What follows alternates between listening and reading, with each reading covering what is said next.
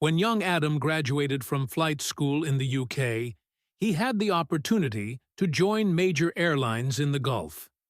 His Emirati father, a prominent businessman, was a major shareholder in one of the region's largest air carriers. However, his Moroccan mother, long divorced from his father, persistently urged him to work for an airline in Morocco so he could stay closer to her. Adam couldn't bring himself to refuse her. Besides, his education and top grades qualified him for a pilot position at Morocco's leading airline. Soon, Adam was appointed captain of a newly acquired aircraft. On the night of September 30th, 2010, Captain Adam took off from Mohammed V Airport in Casablanca on a transatlantic flight. Among the crew was a flight attendant who had recently caught his attention. Her name was Hannah, a stunning young woman in her 20s. Elegant and discreet, she carried herself with poise and professionalism. Adam had inquired about her a few weeks earlier and learned she came from a well-respected family in Rabat. Despite this high opinion of her, he had also noticed her closeness to his first officer, Omar. There were rumors among the crew that Hannah and Omar were soon to be engaged. Still, Adam had made up his mind. He wanted to confess his feelings and propose to her. The flight to New York lasted over 7 hours. Upon landing, the crew headed to their hotel, but Adam stayed at a different one. Once settled in, he called Hannah and invited her to dinner at an upscale restaurant. She didn't hesitate to accept. Adam was not only her captain, but also admired for his humility and kindness. She dressed carefully and met him at the restaurant. The atmosphere was intimate. Dim lighting, soft music, and a calm air of sophistication. During dinner, Adam revealed his feelings for her and asked her to marry him. He offered her the choice to continue her career as a flight attendant or stay at home, promising a generous monthly allowance far greater than her current salary. Hannah fell silent. For Adam, those minutes felt like an eternity. She finally explained that she was on the verge of engagement to Omar, pending the finalization of his divorce from his first wife, with whom he had children.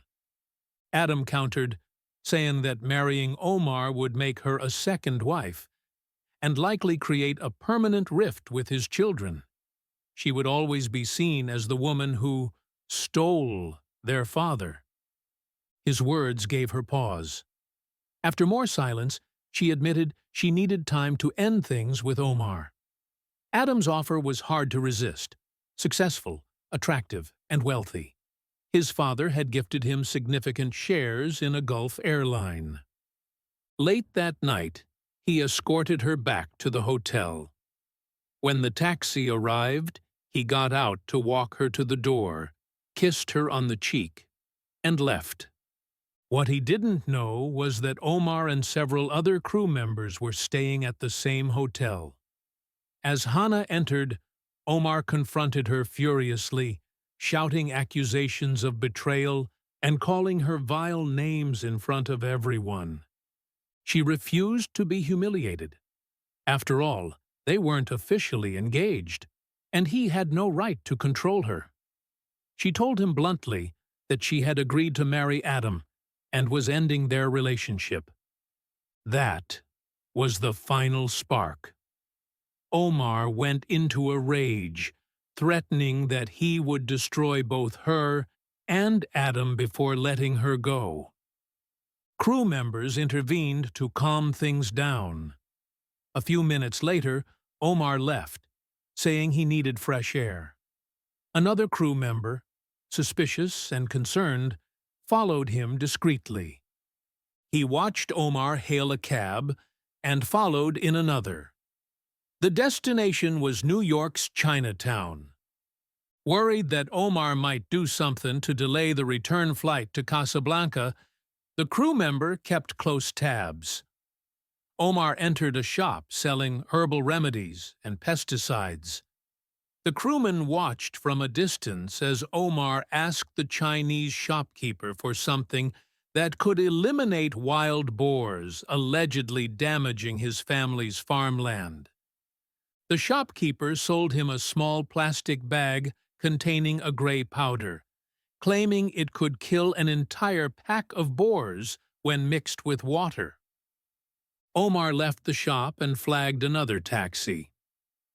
Coincidentally, the same crewman reappeared and offered to share the ride back to the hotel, feigning chance. He didn't ask questions, but quietly suspected Omar had bought some form of illicit drug. The next morning at breakfast, Omar appeared calm and cheerful, a complete contrast to the night before. He apologized publicly for his behavior and tried to make amends with the team. At 1 p.m., the crew gathered at the hotel to head to the airport. Adam, unaware of the previous night's drama, joined them. Everyone boarded the aircraft and took their places. In the cockpit, Adam sat in the captain's seat, with Omar as his co-pilot. Pre-flight checks began. About 30 minutes later, the plane was ready for takeoff. Adam's voice came over the intercom, welcoming passengers aboard their flight to Casablanca. "This is your captain?" After 7 hours, he said, we'll land safely at Mohammed Fiaid Airport. Please fasten your seatbelts. Once airborne, the crew began cabin service. Hannah, assigned to first class, knew Adam preferred only homemade juices and snacks, prepared by his mother, especially hibiscus juice. She fetched his special bottle from the fridge, poured him a glass, and left the rest beside him. The flight was smooth. 4 hours in, it was time for dinner. Adam ate the meal his mother had packed. As the aircraft neared the Moroccan coast, Adam suddenly clutched his stomach, complaining of dizziness and intense pain. Moments later, he lost consciousness. Omar notified air traffic control in Casablanca and received immediate instructions. Lock the cockpit door and don't alert the passengers. Thanks to guidance from the tower, Omar managed to land the plane safely.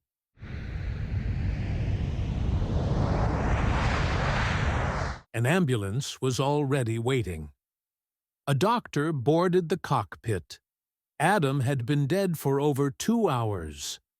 As passengers disembarked, the crew was ordered to remain on board.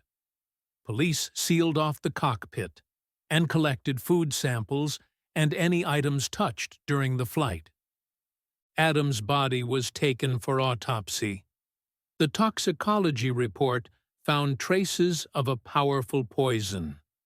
Investigators questioned all crew members. Omar gave a detailed account of the flight.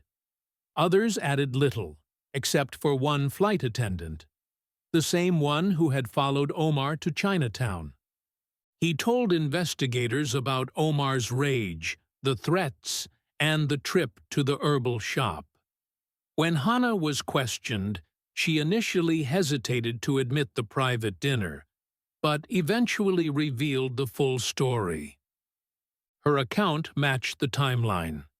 The juice bottle bore fingerprints from Hannah, Omar, and Adam.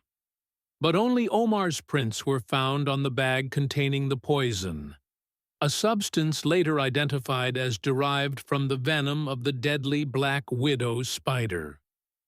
All evidence pointed to Omar. In a final attempt at revenge, he had planned to kill Adam and frame Hannah in the process. He was arrested and charged with the poisoning and murder of Captain Adam. as well as endangering the lives of the passengers.